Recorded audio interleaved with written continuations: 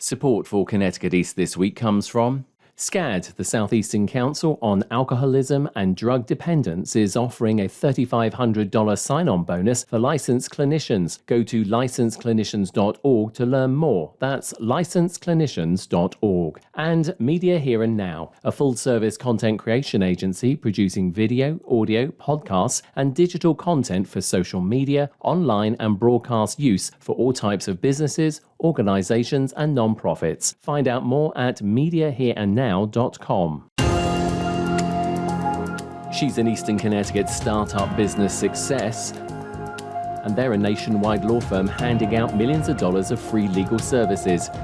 We find out about the Wiggin and Dana Opportunity Initiative. Plus, we take a look at other stories making the headlines from around the region.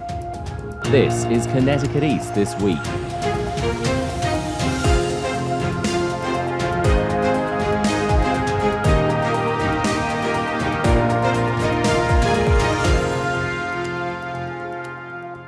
Hello, I'm Brian Scott Smith. If you've ever thought about starting your own business, you'll know there's a lot to consider, especially depending on what it is you'll be offering, from services to products and everything in between. Not forgetting whether you'll have a physical presence with a brick and mortar storefront or office, and vendor and supplier contracts, right down to making sure someone doesn't steal your ideas and, even worse, taking your company name. It can be a minefield, and it's not for everyone, but for those who decide to take the plunge, getting good legal advice is an absolute must. But of course, lawyers and legal fees are expensive. But if you're a minority-owned business and you meet certain financial criteria, there is help out there. One nationwide law firm, Wiggin and Dana, with offices here in Connecticut, made a commitment back in 2020 to provide startups and new businesses with legal help to the tune of $1 million a year for the next 10 years. We interviewed them a couple of years ago on the podcast along with one of their clients, so we thought it was time for an update. I spoke with John Doragazi, a litigation partner and chair of the Wiggin Opportunity Initiative, and Lisbeth Marquez of Locks of Liz. Thank you for both being on the podcast. We spoke to you both a couple of years ago. We're going to do a quick little recap just for the listeners. So, John, just explain to us, what is the Wiggin and Dana Opportunity Initiative?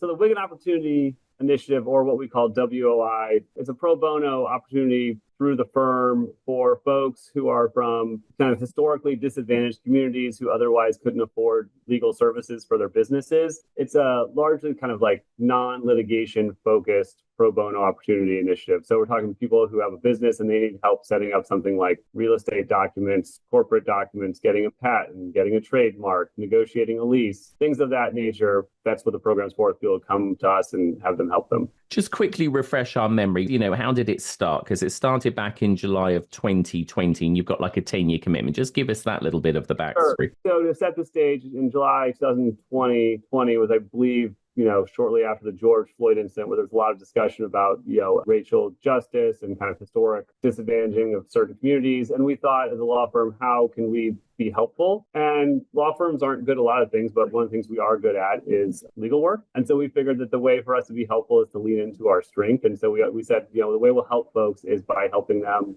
get opportunity through legal work that lots of folks who are starting businesses who don't have a lot of resources can't get access to. And that's a real problem, right? If you negotiate a bad lease with your landlord or you negotiate a bad deal with an investor, that can be crippling, right? So our goal was to help those kind of people. And our idea was also just not to be like a flash in the pan or something where we're just kind of giving thoughts and prayers or say something like nice when everyone else is, but to actually have a real program and sustained commitment. And that's where the 10 years, $10 million came from. And I'm happy to say that I think we're 4 years in now and we are past the $4 million of free legal work provided. And I think we're even probably a month or two ahead of pace. So, we're pretty proud of ourselves that we've stuck to it and, not kind of faded off when people stopped paying attention to the issue or it wasn't kind of on top of mind. We just kind of kept plugging along. Liz, let's turn to you. You are a recipient, obviously, of the Wiggin and Dana Opportunity Initiative. Just give us a little bit of background. How did you find out about it and what did it mean to you? Well, I found out about the Opportunity Initiative through the Women's Business Development Center. I had collaborated with them when I first started my business.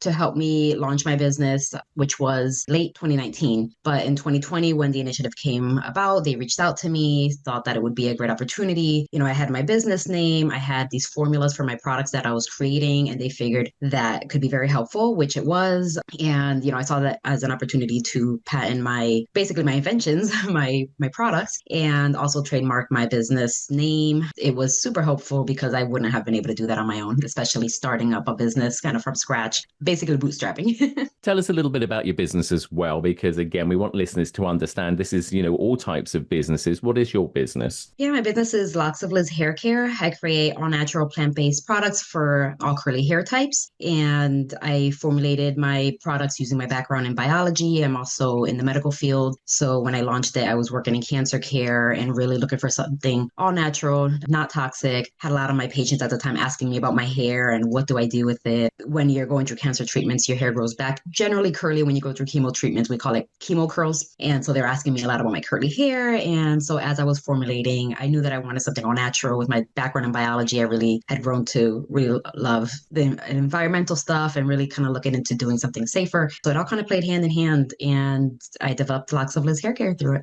Just taking you back to obviously when you were approached, obviously by Wiggin and Dana about the opportunity initiative. Can you remember some of the steps that you went through? I mean, clearly very helpful. So you've made that point. I mean, legal services are expensive, but they are important as well. Did it take a lot of stress off of you and really help the business? Yeah, it did take a lot of stress off of me because at first, just being so new to business, I had been in the medical field since I was 15, actually. So I had nothing to go off of, but they had a meeting with me, kind of discussed what I might be able to use. Like I hadn't really considered at the time trademarking. I had thought about patenting my product, but I was like, that's way out there. I shouldn't even been thinking about that, right? Because I just didn't have the funds. But then there were things like talking to I guess he was a lawyer. It had to do with, well, he was obviously a lawyer, but it had to do with real estate and maybe contracts, I think, to get like a brick and mortar if that was the option. So we went through a lot of different discussions about how I can possibly use their services. And from there, I weeded out, okay, well, this is more important to me. Don't really plan on using a brick and mortar. So that's kind of not something I need. So that was very helpful that I was able to have that discussion at the forefront to really see where the need was and what I could really benefit from. So 2 years on, obviously the business is going well. Are you continuing to utilize the opportunity initiative? How has it helped you to grow the business, do you feel? Yeah, so since starting with them, I did get a trademark for my name, the Locks of Liz Hair Care brand name. So that's been great because I have seen other names pop up. They're usually hairstylists on social media, but I'm able to say I'm the one with the business with the hair care product under that name, and it's trademarked. So that's great. And since I have now finally received both of my patents for my curl cream and my hair oil. So that's been helpful. I'm not at the point where I am reaching out to any manufacturers yet, which is why I wanted the patents so that I can get these made by a manufacturer to my standards into what my product is. In the past, I had tried to reach out to a few and they wanted to switch things up, which is when I realized I needed a patent or something to really solidify my formula. So I haven't gotten to that point yet, but it's been super helpful to know I have that when I'm ready. As I continue to grow, I had to get rid of a couple products and then added a couple new products. So I've been dealing with that in the process. But as everything gets solidified with that, these are kind of in the background and ready for when I need to go to a manufacturer for when I start really scaling. John, talk to us about, the importance of these services that you provide. I mean, Liz has just given us some really good information there. Obviously, she's a particular type of business. She wanted to protect, obviously, the intellectual rights of these products that she's creating. Talk to us about, some of this stuff, because small businesses, startups, etc. There's a lot of things that people need to take into consideration, isn't there? There is. Funny that Liz talked about needing help with the trademark and patents, because one of the main things that people ask us about, even more than patents, is trademarks. Everyone's got a name for their business. And as Liz said, if you don't have a trademark or some kind of protection, anyone can take your business name, and it's just kind of a free-for-all, and a lot of people don't understand that. A lot of people also, right out the gate, they want to kind of get together with a vendor who will manufacture their product or help them develop their product. And a lot of the times those contracts are one-sided in favor of the vendor, and people just don't know better. They don't know if they're getting a good deal. They don't know if they're getting good terms. That's something we can help with them very much so. Another thing that people don't really think about at the start of their business, because everyone thinks that everyone's going to get along, and if your brother invests, it'll be fine, and no one will ever fight, and it's all good. But that is not the way the world unfortunately works all the time. And so we can be there to advise people of like, hey, if you're going to raise money for your business, here's how you do it. So investors don't take all control or take too much ownership more than they should, things of that nature. And similarly, helping folks like negotiate leases and things like that. That's something that normal people don't do every day, right? I'm guessing that Liz and you have never negotiated a commercial lease, or if you have, you've maybe done it like once, right? We do it all the time, and we can tell you what's fair, what's not fair, and make sure that you're protected in that way. So there's a lot of things that people have to think about, and we kind of help at each part of the journey. And when Liz was talking about signing up, one of the things we do, we try to have a little bit of gatekeeping just to make sure that people aren't like secretly really well off, right? We have like a couple page questionnaire to ask like, do you have any rich uncles? Like, how much is your net worth? Things like that. But also in the questionnaire, we ask, what services are you looking for? And then that lets us have a first conversation with them. Because some people ask for like 25 different things. We kind of say, let's edit it down to, 3 or 4 things to get started. And other people just sort of tell us, I have this idea, I need legal services. What do I do? And then we kind of give them the 3 or 4 ideas of how to start. So it's a good way, a good process to get things going. Yeah, I was going to say, I mean, there has to come a point when, you can say, okay, well, we're going to offer you services, but we can't offer you absolutely everything, because in the case of, once you take on these clients, I mean, how much extra support once you've initiated these things so with them? We never agree to be someone's general counsel, which is just like, you are indefinitely, whatever you can think of for the next 20 years, we will do. But what we always try to do is 2 things: have a defined scope that we're going to help you with, but also tell people, if you want to come back and need more help, like, we are there to continue to help you. Just let's do it kind of project by project, time by time. And obviously at some point, if you're wildly successful, we also will take the training wheels off and say, you can't participate in the program anymore. You don't have to work with us. You can go. We'd love you to work with us as a paying client, but if you want to go somewhere else, that's great. The program's done its job. It's helped you advance. So that's kind of the way we deal with it. We're talking obviously with Liz today. She's just one of many clients. Just give us a sense of some of the other types of businesses, if you could, maybe, John, that you've helped. I know it's just not here in Connecticut. Obviously, you're a large law firm. This is, I believe, a nationwide sort of initiative, because people will be listening to this and going, well, that's great. Liz has got this great business. I'm into something very different. I wonder if, maybe I can get some assistance. I guess I would say we really have no business or industry limitations in the program. Really, it's any kind of business, any kind of industry, come to us. There's some things that would be kind of far enough afield we couldn't do, but the vast majority of work for startup businesses, smaller businesses, family-owned businesses, we can handle. And just to give you a few kind of off the top of my head examples, we've done everything from help a guy who started a business to recycle heavy metals and metals from jewelry to then repurpose, to folks who want to open the coffee shop in the local train station, to a person who an online platform where local farmers can sell, sort of like a virtual farmers market. So you sign up there, you can see what there is. And then you get connected with the farmer's market. And then obviously at some point, real fruits and vegetables and things get delivered to you, right? But so it kind of spans the total gamut. And we do have a pretty diverse group of clients in this, because we have folks like Liz who recommend us. She mentioned the Women's Business Development Council, who frequently refers folks to us. We also work with some kind of other partners like Yale's incubator program that refers potential clients to us who we screen and work with. So from that, we get kind of the gamut of everything. The point I want to make about legal services and people, and we've touched upon it quite a bit already, they're not cheap, but they are essential. And so often I think businesses think that they maybe can get by without certain things, and that just isn't the case, is it? I mean, you really do need to dot the I's and cross the T's if you're going to go into business, and make sure that not only are you doing it legally, but also the fact that, like we said, with Liz, she's got a product. She doesn't want somebody to go and steal that formulation, even like a coffee shop. I mean, there's so many things. You were talking about brick and mortar. Is this also a case of helping these new clients understand, depending on their business background, say the key things that they need to be understanding, but some of the things they need to maybe look out for as well, more long term? No question. My father-in-law, he always says that you should never skimp on lawyers and accountants. And I think that that's true, because like I said before, everything is fine when it's going fine. But then when it's not, that's when you have problems. And if you don't have legal documents to protect yourself, then you're going to have even more problems. I've seen lots of clients just in my practice generally and in the Wiggin Opportunity Initiative who, they'll sign the contract, and before we're involved, we'll say, well, that's okay, but if something goes wrong, you're going to have real problems. Or like with Liz, she didn't get a trademark, she didn't get a patent. there's no reason someone couldn't say this product's great. I'm going to go figure out exactly what's in it. And Liz can't do anything, right? Or they want to say, I'm going to be Locks of Liz too, because I think that's a really great name. But if you don't have a trademark, then there's not much I can do for you. If you come and say they've copied my name, I say, well, do you have a trademark? Do you have any protection? And they say no. I say, well, that's how it goes. Go get a trademark to stop the next guy. So I think people do always think, oh, it'll be okay, or, things will work out. And most of the time things do work out, and then you'll be like, oh man, I really wish I hadn't spent the money on the lawyers. But when it doesn't work out, you're also going to say, I really am happy I spent the money on the lawyers. I really am happy that I went to go see the lawyers, because it's what protects you, and it's why there's such things as contracts and trademarks and intellectual property, because that's the way that people are protected and make sure that they're not treated unfairly. Other than those things that you've just mentioned as well, of course, the United States is a very big country. Every state has variations, differences in their own state laws as well. So again, having the expertise from an organization like yours, which of course is nationwide, if Liz were wanting to maybe do some,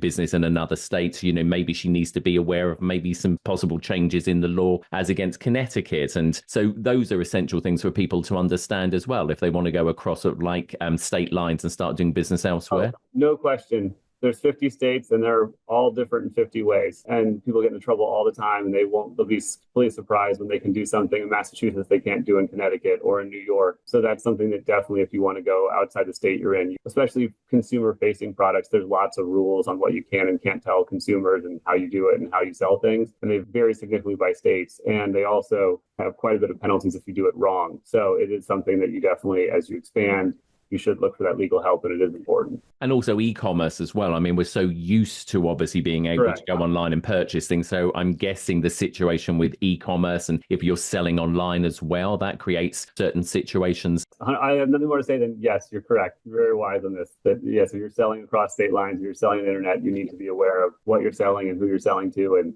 making sure you don't violate any rules. Liz, getting back to you, as we said, very successful. You're continuing to thrive business-wise, which is great to hear. So congratulations, obviously, on that continued success. Did any people reach out to you since you used this initiative at all and say, hey, how did it work? Yeah, so I have since posted about it a few times, especially when I do these kind of podcasts and meeting with the team. I like to talk about it. I even have the information on a highlight reel and on my business page on Instagram. I've had them ask me questions about businesses that aren't even product based. They're like, can I use it for my services? And I'm like, I'm sure you can. You have a business name you could trademark, and you might have contracts with clients that you want to make sure you guys are both protected on either end and stuff like that. Nobody's followed up with me about whether they've signed up or not, but they've shown interest. And I mean, the interest is there, the need is there. So I just love being able to share that and let people know that this opportunity is available. At the end of the day, do you feel that had this not been available, do you think you would be in the situation that you are now? Business-wise? I believe I would still probably be in business. I just think it would have been a little harder, especially with the business name, because it has to do with hair care, and there's salon owners out there named Liz. I had seen on social media some names of Locks by Liz come up and stuff that are very similar. I love that I was able to protect that name with the trademark.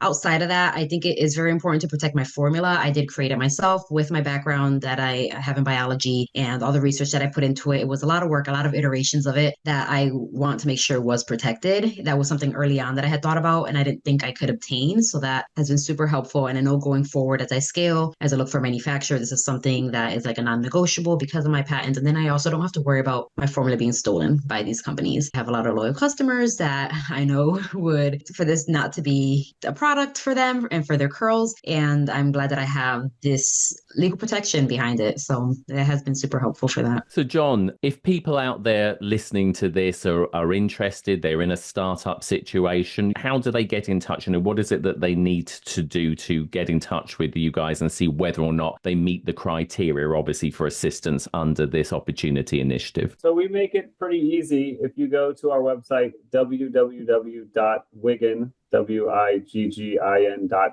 There's a page that says Wiggin Opportunity Initiative, and there's a link on there that says click to receive more information. You can just put in your name, your contact number, your email, and what you're looking for. And it'll send an email to us and some other members of the team, and we'll reach out to you and start the process. And you've got various offices across Connecticut as well. I know you're based down in the New Haven area. Yes, correct? we have a number of offices in Connecticut, as well as New York, Boston, Philadelphia, Florida, and Washington, D.C. So up and down the Eastern Seaboard. And then, once that criteria, if they do meet that criteria, do you have like in-person meetings with people? I mean, obviously it was a little bit different when this started. Sure. Obviously we had the COVID pandemic, but I mean, do people have to come and visit you? The way I put it is, once we screen you, make sure you're approved for the program, you're treated like any other client would be treated. You sign an engagement letter with us. You're not a second-class client or second-class citizen. You're a client. And so if it requires in-person meetings, we have in-person meetings. If you want to do it by Zoom or phone, we do it by Zoom or phone. I will say, in the post-COVID world, people just are more than happy to meet from their living room,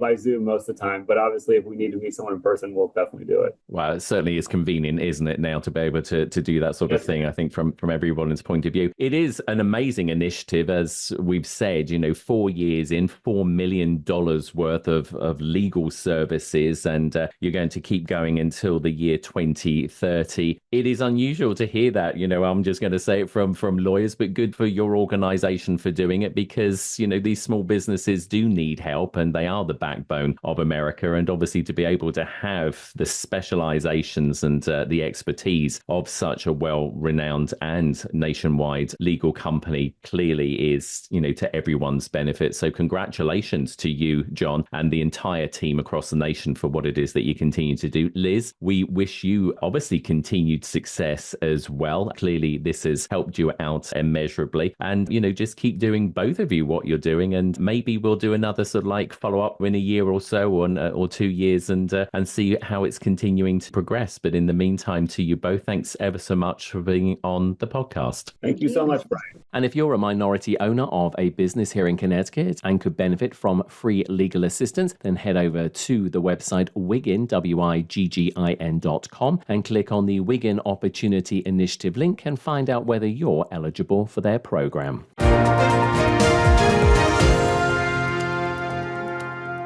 Connecticut East This Week is made possible by Media Here and Now is a full-service content creation agency based in Eastern Connecticut and producing video, audio, podcasts and digital content for social media, online and broadcast use for all types of businesses, organizations and nonprofits. If you need a new company video or radio advert or want to start your own podcast, then get in contact and see how we can help you at mediahereandnow.com. And SCAD, the Southeastern Council on Alcoholism and Drug Dependence, is looking for licensed clinicians and is offering the top benefits packages in the state. Go to licensedclinicians.org to learn more. That's licensedclinicians.org.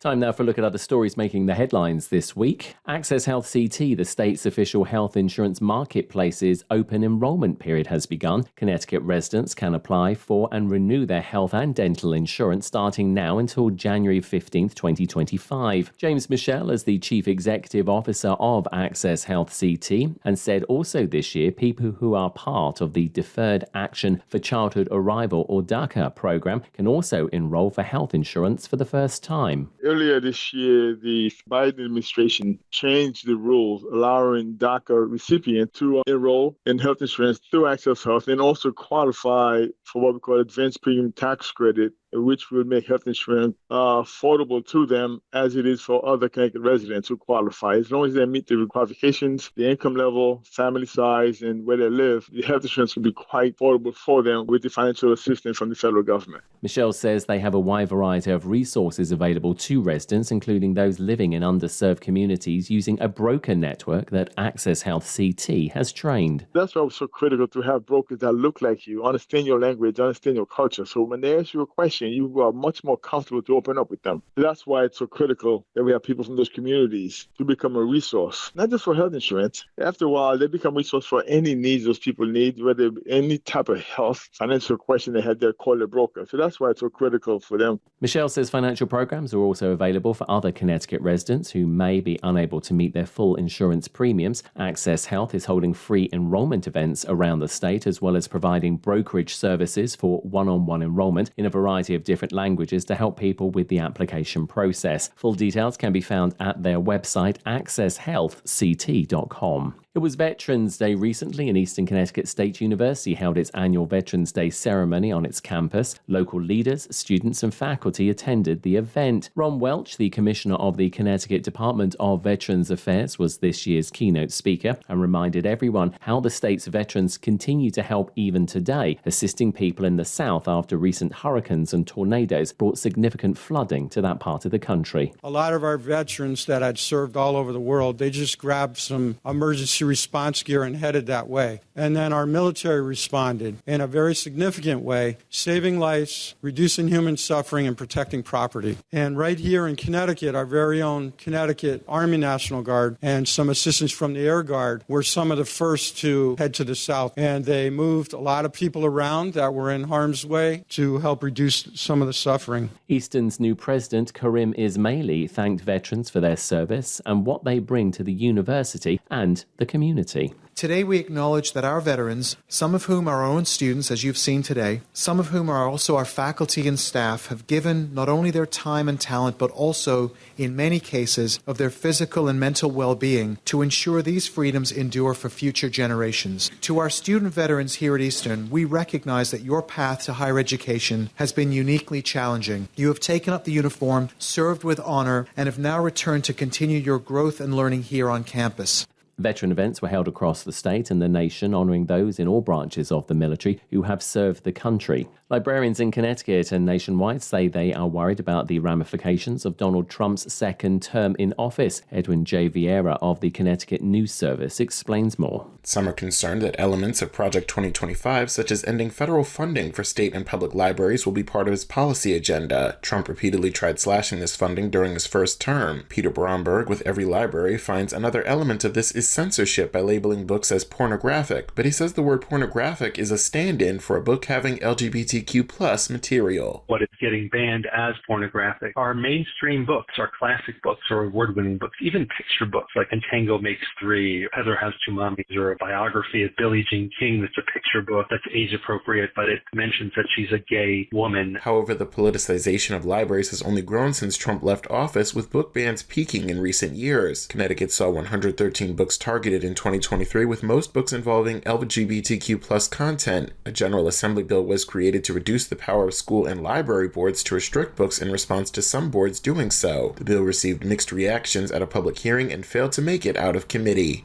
I'm Edwin J. Vieira. And November is Native American Heritage Month, and Connecticut's Lieutenant Governor Susan Bysiewicz visited the Mashantucket Pequot Museum and Research Center near Foxwoods to help celebrate Native American Heritage Month. The national annual event is held each November and helps to celebrate the histories, cultures, and achievements of the country's tribal nations. Bysiewicz said the Pequot Museum is a unique and important place of learning for everyone. I think it's important for the people of Connecticut to know that this is a resource they can come and learn about. One of the tribal nations that existed in our state, there are some incredible contributions that the Mashantucket Pequot tribe has made to our state and to our country, and people can come here and learn about some of the triumphs and also some of the terrible challenges that they had to go through. Rodney Butler is the chairman of the Mashantucket Pequot Tribal Nation and said the month is not just about awareness, but also understanding. The message that I would make is how important it is to have great advocates like the Lieutenant Governor, like the Governor. Bringing awareness to this month, to this facility, doesn't just happen because we want it to happen. We need great partners throughout the state, and this administration, supporting the Native American curriculum and requiring state to incorporate that. Being here today, Lieutenant Governor, this is what's important to us, to make sure that we have people at the highest level respecting us, honoring us, and sharing our message with the world. Native American Heritage Month was officially designated in 1990, but its roots can be traced back to the early 1900s and the efforts of Dr. Arthur C. Parker, a Seneca archaeologist and director of the Rochester Museum and Science Center in 1916, when New York became the first state to recognize American Indian Day.